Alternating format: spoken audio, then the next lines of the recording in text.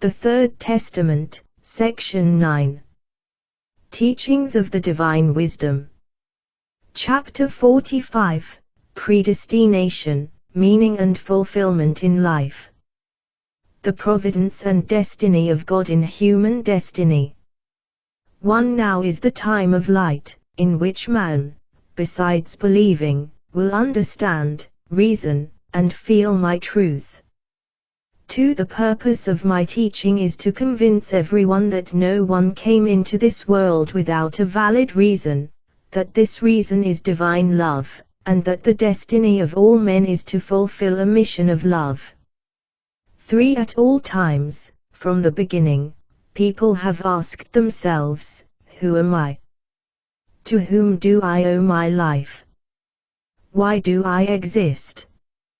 Why have I come here and where am I going? 4. For some of their uncertainties and lack of knowledge, they have received the answer in my explanations and through their reflections on what I have revealed to you through the ages. 5. But some already believe to know everything, but I tell you, they are caught up in a great error because what is kept in the book of wisdom of God cannot possibly be discovered by men unless it is revealed to them, and there is much that is contained in this book of divine wisdom, its contents are infinite. 261, 4-6. 6. Destiny has mercy, which God has put into it. The fate of men is full of divine goodness. 7. You often do not find this goodness because you do not know how to seek it. 8. If you pave a hard and bitter way for yourselves within the fate that I have laid out for every spirit, I seek to soften it, but never to increase its bitterness. 9. Men need one another in the world, no one is too much, and no one is too little. All lives are necessary for the completion and harmony of their existence for one another. 10. The poor need the rich, and these need those. The wicked need the good and the good needs the former. The ignorant need the knowing, and the knowing the ignorant. The little ones need the elderly, and these in turn need the children. 11. Every one of you is put in his place in this world by the wisdom of God, and is near to the one with whom he is to be. Every man is assigned the circle in which he is to live and in which there are incarnated and disembodied spirit beings with whom he is to live together. 12. So you, each in his own way, gradually meet all those whose task it is to teach you the love that lifts you up. From others you will suffer pain, which purifies you. Some will bring you sorrow because you need it, while others will give you their love to make up for your bitterness, but all of them have a message for you, a teaching which you must understand and use. 13. Do not forget that every spirit, whether incarnate or disembodied, who crosses your path of life in any form, helps you in your destiny. 14. How many spirits of light have I sent into the world for you, and you have not stopped to bless my love for you. 15. Many spirits I have sent to you, you did not pay attention to them without realizing that they were part of your destiny, but because you did not know how to accept them, you were left empty-handed and later had to shed tears of repentance. 16. Humanity. Your destiny is to be in harmony with all that is created. This harmony of which I speak to you is the greatest of all laws, for in it you find perfect communion with God and His works. 11, 10-16, 22-25. 17. Whoever denies his destiny rejects the honorary name child of my divinity. If he does not believe in my existence, he cannot have faith in my love. 18. If for some this life has been exceedingly bitter and sorrowful, know that this existence is not the only one, that it is only apparently long, and that in the fate of every creature there is a mystery into which only I can enter. 54, 8-9. 19. The existence of a man on earth is only a moment in eternity, a breath of life, which animates man for a time and immediately departs again, only to return later and give breath to a new body. 12.4. 20. To every man is determined what is to be given to him in the course of his life. While some accept and use it in due time, others waste it, and some have not even prepared to receive it. But when they returned to the spiritual world, they became aware of all that was destined for them, and which they neither knew how to obtain nor earn. 57:31. 21. No one is born by chance, no one is created for good. Understand me, and you will recognize that no one is free on his path of life, that there is a law that guides and governs all destinies. 110:29. 22. Man believes to act according to his will, he believes to be free from every higher influence on him, and finally considers himself independent and the shaper of his own destiny, without suspecting that the hour will come when all will understand that it was my will that was done on them. 79:40. 23. Earn a good reward by growing a good fruit for your fellow men. Prepare yourselves for the times to come, because before my departure there will still be discord among you, because temptation approaches you all. You must be watchful. Pray and put my teaching into practice. Verily, I tell you, these short periods of time that you devote to the pursuit of goodness will make its beneficial effects felt in many of the generations to come after you. No one has been able or will ever be able to determine his or her own destiny. This is mine alone. Trust in my will, and you will cover the path of life to the end without greater difficulties. 24. Take it right when I tell you that no leaf of the tree moves without my will, then you will know when it is I who test you, and when you empty your cup of suffering, to accuse me afterwards. Then you will become judges and make me the accused. 25. Know your errors and correct them. Learn to forgive the errors of your fellow men, and if you cannot correct them, at least spread a veil of indulgence over them. 64:43-44. 26. Do not be fatalists who are convinced that your fate is exactly what God has placed in your life. And if you suffer, it is because it was written, and if you rejoice, it is because it was also written. I have convinced you that you will reap what you have sown. 27. But now listen carefully, on some occasions you will immediately receive the harvest, and on other occasions you will have to enter into a new existence to mow and reap your seed. Think well of what I have just told you, and you will remove many bad judgments of my righteousness and many ambiguities. 195:53. School of Life.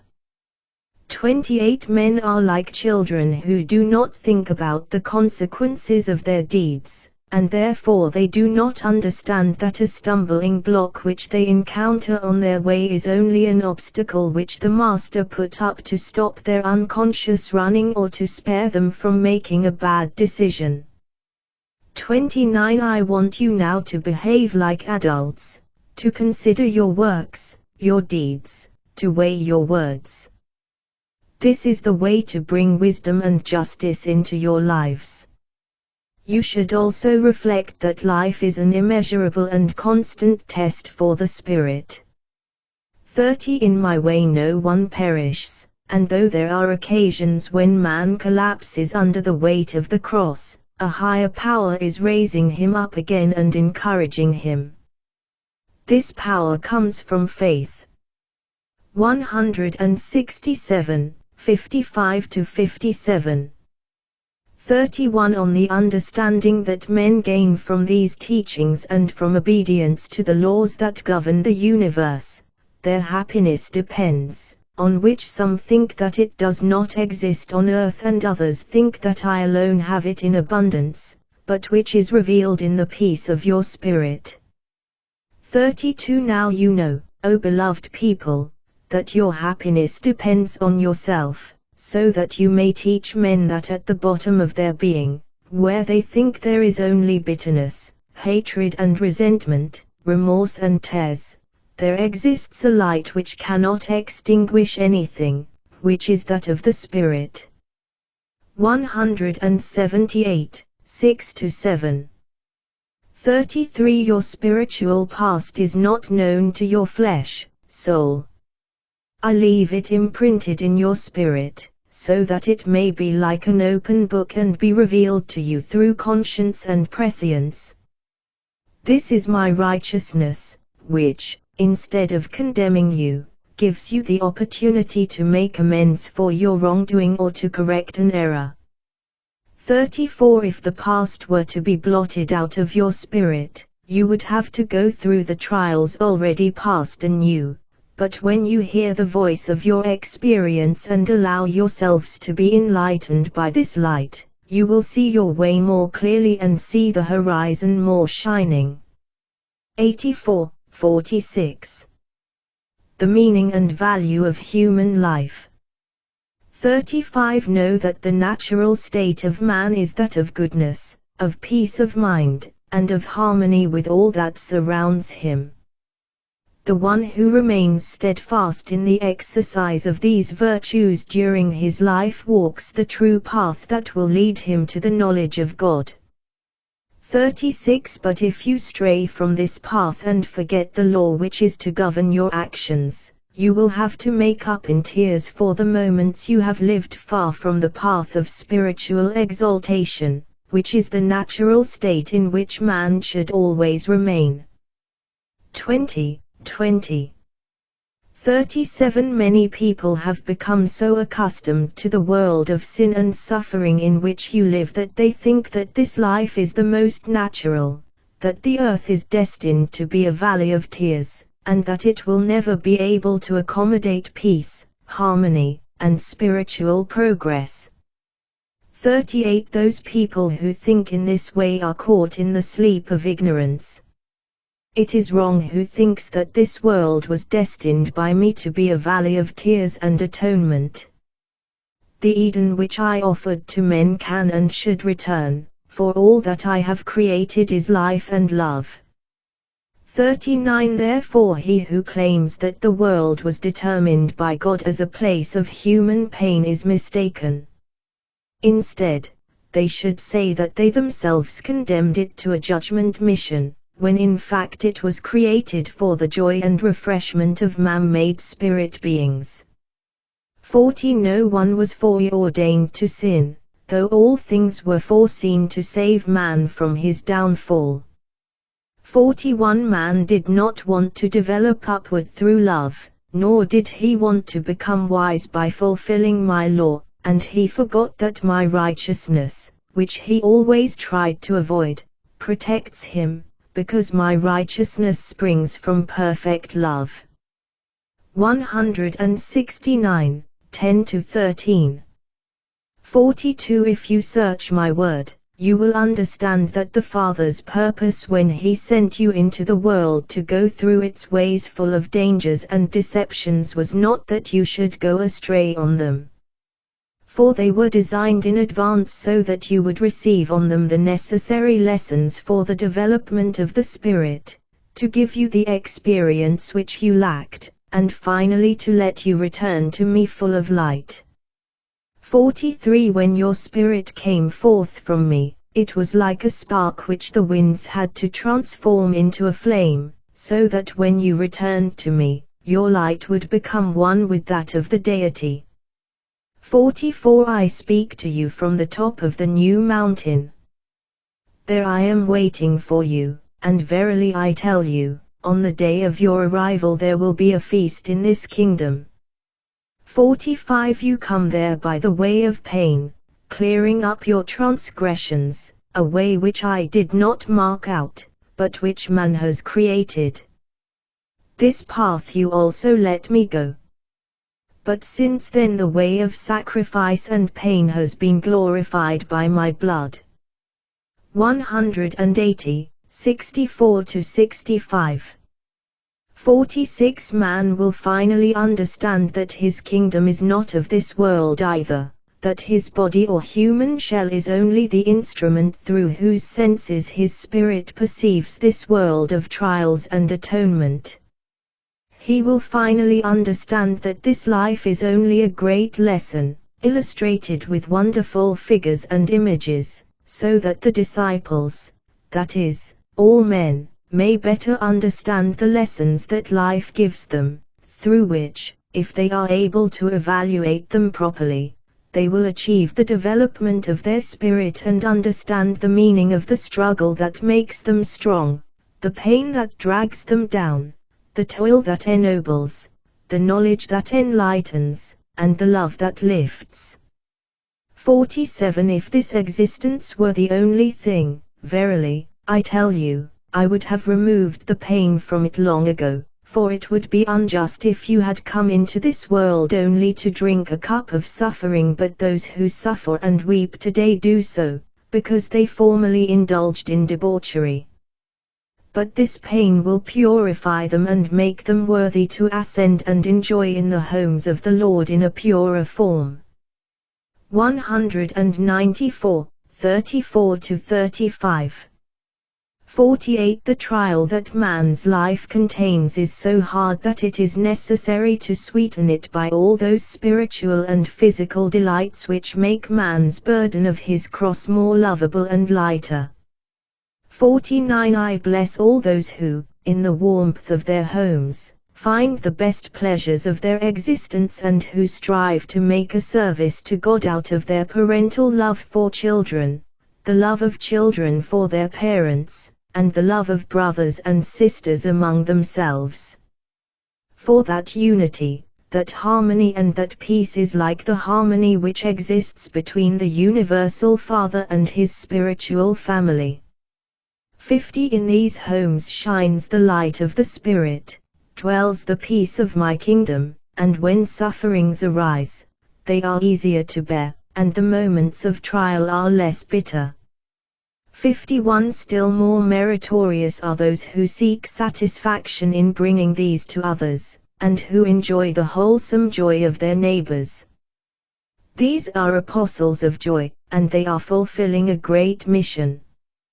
52 Verily, I tell you, if you would know how to seek moments of satisfaction and joy, and to keep hours of inner peace, you would have such in all the days of your earthly existence. But for this you must first lift up your spirit, let your feelings and the way of thinking about life become more generous. 53 This message, which I send you through my word, is filled with light, which will illuminate your way and give your being the upward development, which will teach you to live in peace and to enjoy all that healthily, with which I have blessed your existence. 54 This humanity must still struggle hard to fight the shadows of pain and overcome its tendency to false pleasures and deceptive satisfactions. It will have to fight against its religious fanaticism, which prevents it from recognizing the truth. It will have to fight against the fatalism that makes it believe that everything is heading for final destruction from which no one can escape, and it will have to fight against its materialism, which makes it seek only transitory pleasures, sensual pleasures that plunge the spirit into an abyss of vices, of pain, of despair and darkness. 55 I give you my light so that you may leave the shadows and finally discover on this planet, which you have turned into a valley of tears, the true delights of spirit and heart, beside which all other pleasures are small and insignificant. 303, 28-33.